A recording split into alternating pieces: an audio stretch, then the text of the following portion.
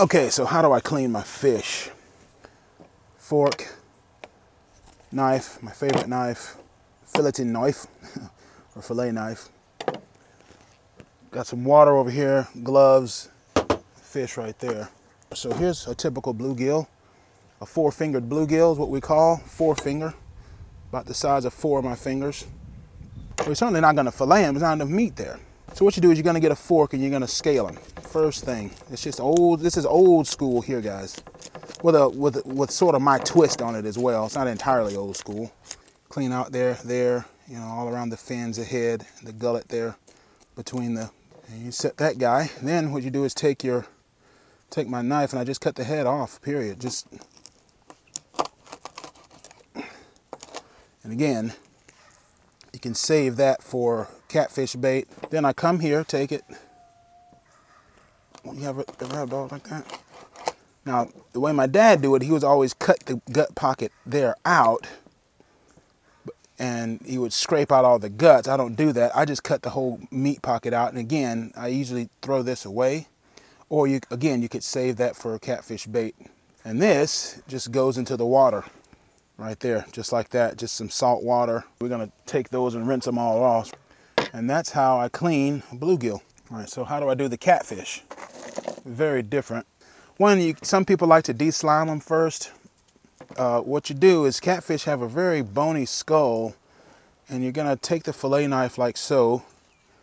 You're not gonna lose much meat this way, but this is the way I do it. You may think you're losing some meat, but not really. You're gonna come down along that backbone. And I just come all the way down like so, all the way out like that. That's the front half. Flip this big boy over, do the same thing on this side. It's usually easier on this side for me. It's just the way the blade glides. A lot of people like to use an electric blade with this. I don't.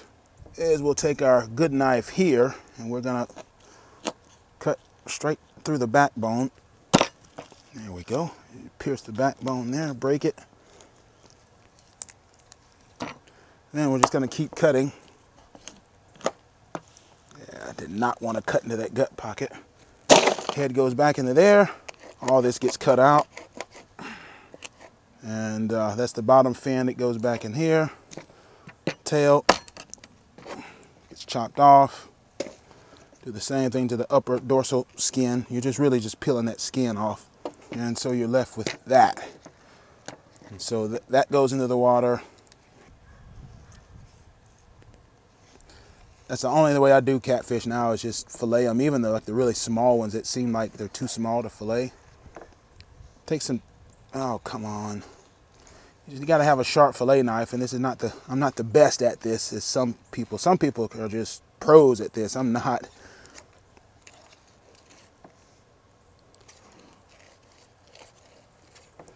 Like that. Remember, we butchered that piece, so once again, it's not. So we can come back here. You can trim off some of that red meat if you want, because they're not all that great. You see how I clean them, so how in the world do I actually, George Foreman grill, okay? I put paprika, chili powder, red pepper, garlic salt, and salt. And I just put them on the George Foreman grill and do it that way. If I don't want to do that, I'll just put it in a frying pan. I don't fry it, I just put it in a frying pan with maybe a teaspoon of oil in it or something, and it basically comes down to the same thing, you know, you're just sort of pan frying it. I love, my favorite way to eat them is probably deep fat frying with a beer battered thing, but that just messes up my diabetes because of the cornmeal, and then it messes up my cholesterol because of all the deep fat fried. So I have to change the way I eat, change the way I cook because of my health. That's part of the reason why I fish a lot, because it's healthy.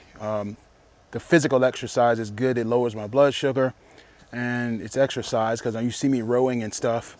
And then the fish itself is healthy because of all the omega-3s, and then the way I cook it is a healthy way. So it's just health all the way around.